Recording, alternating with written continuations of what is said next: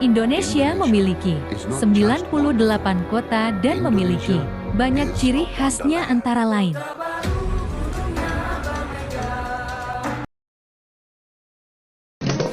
Lampung merupakan sebuah provinsi di bagian ujung selatan Pulau Sumatera, Indonesia.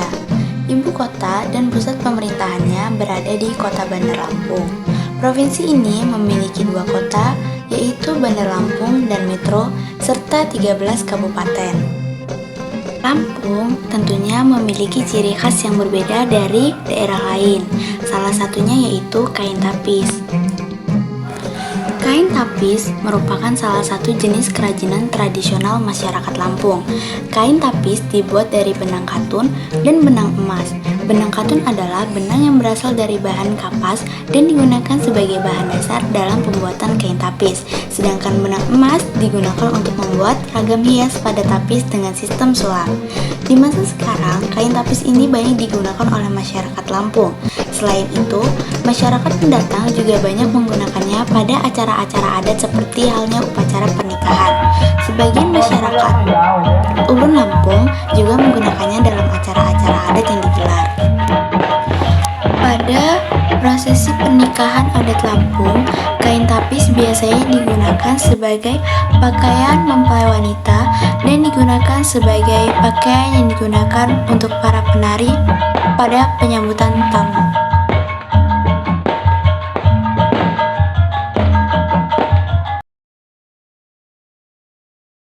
Dulu jembatan Ampera itu namanya bukan Ampera loh.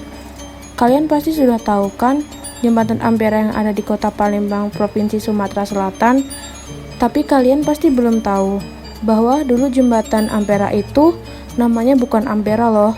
Awalnya jembatan ini tuh bukan bernama jembatan Ampera. Karena untuk memberikan penghargaan kepada proklamator Republik Indonesia, yaitu Bung Karno, maka jembatan ini dulu dinamakan Jembatan Bung Karno.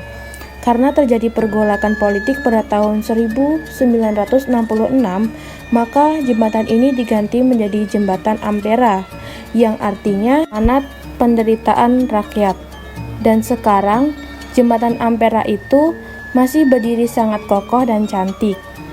Jembatan Ampera membelah Palembang menjadi dua, Palembang Ulu dan Palembang Ilir. Selanjutnya, ada rumah Bali atau rumah limas. Merupakan rumah adat atau tradisional dari Sumatera Selatan yang diyakini sebagai salah satu peninggalan kebudayaan Kerajaan Sriwijaya. Rumah limas mulai dikenal sebagai rumah tradisional sejak zaman Kesultanan Palembang. Rumah ini merupakan rumah panggung kayu dan dari dalam bahasa Palembang berarti lama atau kuno.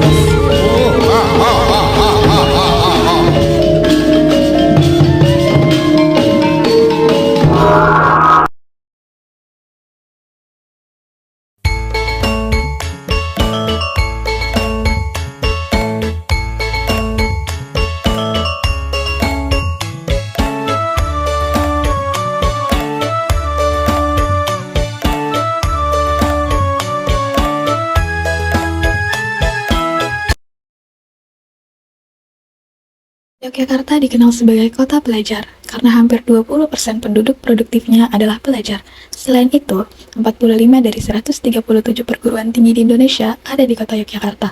Karenanya, kota ini diwarnai dinamika pelajar dan mahasiswa yang berasal dari berbagai daerah di Indonesia. Selain memiliki perguruan tinggi yang banyak, Yogyakarta juga memiliki banyak tempat wisata yang bersejarah. Salah satunya yaitu Tugu Yogyakarta, atau yang lebih sering dikenal Tugu Jogja. Mengutip dari buku Sang Putra Pasifik Mengejar Mimpi oleh Abner Sarlistindi, Tugu Jogja didirikan tahun 1755 oleh Sri Sultan Hamengkubuwono I. Tugu Jogja didirikan 1 tahun setelah berdirinya Keraton Yogyakarta. Keberadaan Tugu Jogja memiliki nilai simbolis sebagai patokan arah Sultan bermeditasi menghadap Gunung Merapi. Oleh sebab itu, pembangunan tugu ini mengikuti arah garis imajiner antara Gunung Merapi, Tugu, Keraton, dan Laut Selatan. Tugu saat awal dibangun, tiangnya berbentuk silinder yang mengerucut sampai atas, sementara puncaknya berbentuk bulat dengan ketinggian 25 meter dan disebut dengan golong giling yang menggambarkan menunggaling kaulang gusti atau persatuan rakyat dan penguasa. Keberadaan Tugu Jogja ditujukan membangkitkan semangat persatuan dalam melawan penjajah pada masa itu, seperti dikutip dari laman Dinas Pariwisata Kota Jogja. Namun, pada 10 Juni 1867, terjadi bencana alam gempa bumi yang meluluh lantakan Yogyakarta, yang membuat bangunan tugu runtuh. Rusaknya tugu mengakibatkan kondisi transisi makna persatuan tidak tercermin dalam bangunan tugu. Pada tahun 1889, bangunan tugu direnovasi oleh pemerintah Belanda. Bangunan tugu dibuat dengan bentuk persegi, dan setiap sisinya diukir juga seperti semacam prasasti yang menampilkan siapa saja yang terlibat. Sedangkan pada bagian puncak tugu tidak lagi berbentuk bulat dan ketinggian bangunan tugu juga ikut terpangkas sebanyak 10 meter. Tinggi tugu menjadi 15 meter sejak saat itu. Tugu golong giling berubah menjadi Dewit Pal atau Tugu Pal Putih. Perombakan bangunan tugu merupakan siasat pemerintahan Belanda untuk melemahkan persatuan antara rakyat dan raja. Namun, siasat tersebut segera disadari dan digagalkan oleh rakyat Jogja. Tidak lama setelahnya, Tugu Pal Putih diresmikan oleh Sultan Hamengkubuwono VII pada tanggal 3 Oktober 1889. Tugu Jogja memiliki keunikan berupa simbol-simbol diantaranya kering atau hasta karya, panah, daun waru, daun lotoh, bentuk prabah, bintang sudut 6, deretan titik, wajik bentuk air tetes. Setelah itu, bentuk dari puncak Tugu Jogja berbentuk spiral.